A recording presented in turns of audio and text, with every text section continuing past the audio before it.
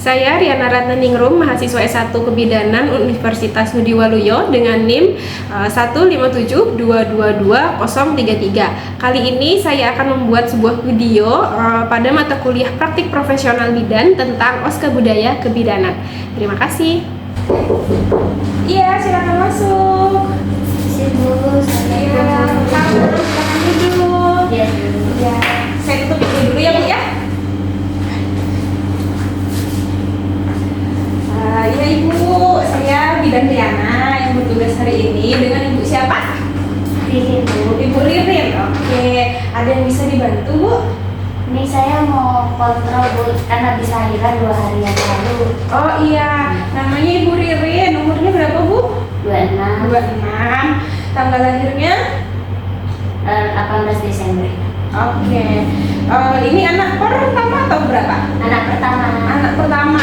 Kelahirannya 2 hari yang lalu. Normal atau sesar?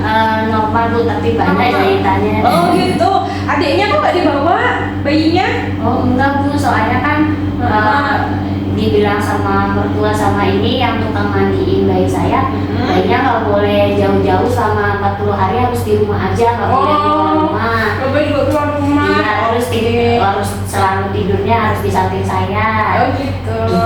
Iya. Ini Ibu ada keluhan nggak dari ibunya? Ibunya sendiri ada keluhan nggak? Nggak ada keluhan sih, Bu, paling ada keluhan. sakit sedikit di cengkok. Oke. Kalau bayinya? Kalau bayi itu, Bu, saya mau nanya, kan saya ini kan anak pertama ya, saya juga nggak ngerti, saya nggak berani mandi bayi sendiri. Jadi dari mertua tuh ada ini manggil yang biasa, ada tukang pijit bayi gitu, yang itu yang mandiin bayi saya. Oh gitu. Terus saya tuh bingung, soalnya ini dari tukang pijit itu bayi saya tuh tali pusatnya tuh dikasih kayak ramuan gitu, Bu. Oh, dikasih ramuan? Iya. Nggak tahu sih apa, katanya sih dikasihnya itu sampai tali pusatnya putus, nanti membantu tali pusat itu biar cepat putus, katanya gitu, Bu.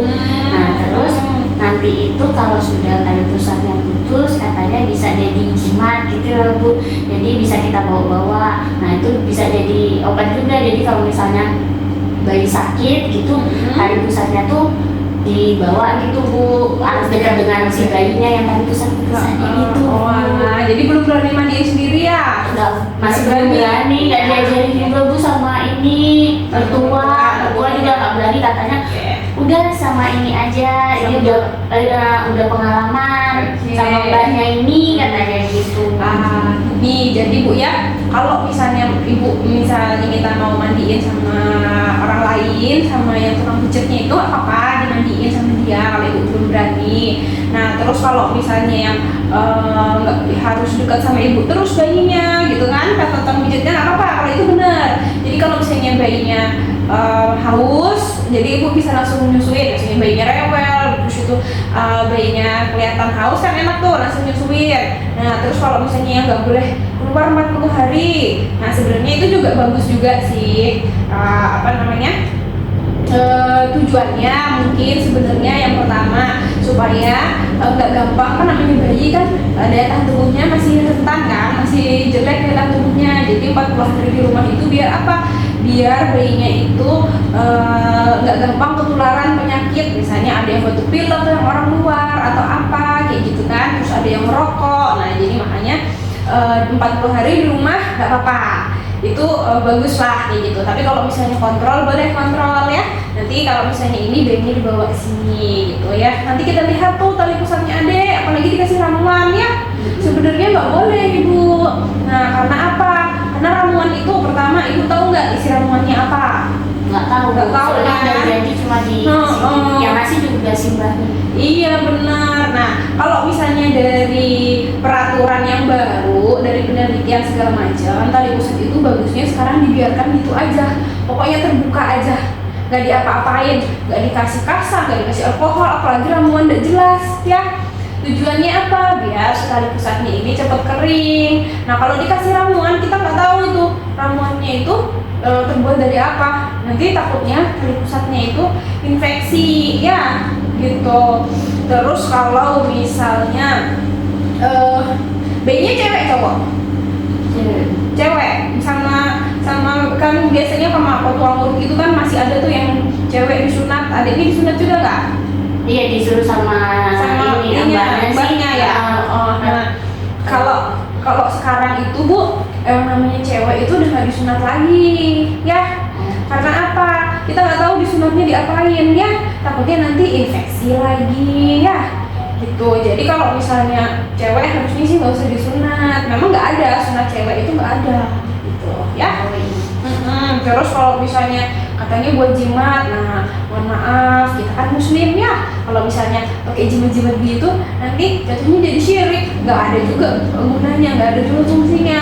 Nah apalagi kalau dibuat pengobatan itu tuh nggak ada dasar ilmunya, nggak ada juga maksudnya penelitian apa kayak gitu, tali pusat yang kering bisa buat menyembuhkan ini, itu nggak ada ya. Jadi kalau bisa nggak usah, takutnya nanti kita kan nggak tahu itu tali pusat kering itu kan ada bakteri apa di situ, ada virus apa di situ. Nah, takutnya nanti mah kenapa-napa kalau misalnya dijadiin obat ya, gitu. Terus kalau misalnya makannya Ibu enak aja nggak di rumah? Maksudnya makannya gimana? Sayuran, buah, daging itu makan semua?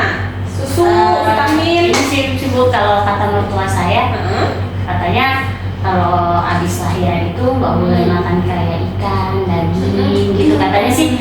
Nanti amis, nanti gatel kamu, nanti ini lama sembuhnya katanya gitu sih Bu. Jadi saya nggak Oke. Tapi kalau sayur saya makan. Oke, buah makan ya. Oke, nah ini harus diluruskan Ibu. Ibu kan lahiran normal. Di situ ada jahitan kan. Yang namanya jahit berarti si kulitnya itu kan luka sobek tuh. Nah, pembentukan si dagingnya ini biar bisa sembuh itu tuh butuh yang namanya protein tinggi. Nah, protein tinggi itu kita dapatnya dari mana? Justru malah dapatnya dari daging, telur, ikan yang dibilang amis-amis tadi. Ya, jadi sebenarnya yang dibutuhkan sama ibu tuh justru itu gitu loh. Justru nggak apa-apa jadi nggak apa-apa. Dibilangnya nanti gatel gitu kan? Iya, katanya gitu. Nanti gatel. Tapi sebenarnya gatel nggak boleh dimakan itu. Iya, tapi sebenarnya si gatelnya itu adalah tanda bahwa jahitannya ibu mau kering. Ya, sama kan kayak ibu misalnya nih luka di tangan. Kalau sudah mau kering gatel kan? Iya. Nah gitu sama yang di vagina ibu pun juga begitu. Kalau misalnya dia sudah mau kering, pasti nanti jadinya gatel, ya. Apalagi sekarang ibu kan masih masa nifas nih, banyak keluar darah. Kalau ibu nggak konsumsi daging, hati, ayam, terus tuh ikan-ikanan, nah nanti ibu jadinya anemia. Karena apa? Kita kan butuh zat besi. Zat besi itu tinggi ada di daging, ada di hati, ada di ikan. Jadi kalau ibu nggak makannya cuma dari sayuran doangan, nah nanti takutnya nanti ibu jadinya anemia, ya gitu. Terus pokoknya makannya harus gizi seimbang ya, jadinya nasi iya, karbohidrat, habis itu vitamin iya dari sayur, habis itu proteinnya boleh dari sayuran, dari hewan, misalnya hewan itu tadi daging, telur dan macam-macam, atau yang protein nabati, tahu, tempe juga boleh. Pokoknya intinya makannya ya seimbang. Nah terus kalau misalnya ibu kan tadi bilangnya memandiin bayinya sama orang ya, sama si mbah itu ya boleh, tapi yang penting harus ibu perhatikan loh, perawatan tali pusatnya tetap ibu yang kontrol, gak usah dikasih apa-apa ya, bilang aja sama mbahnya, mbah gak usah dikasih apa-apa, takutnya nanti infeksi kayak gitu.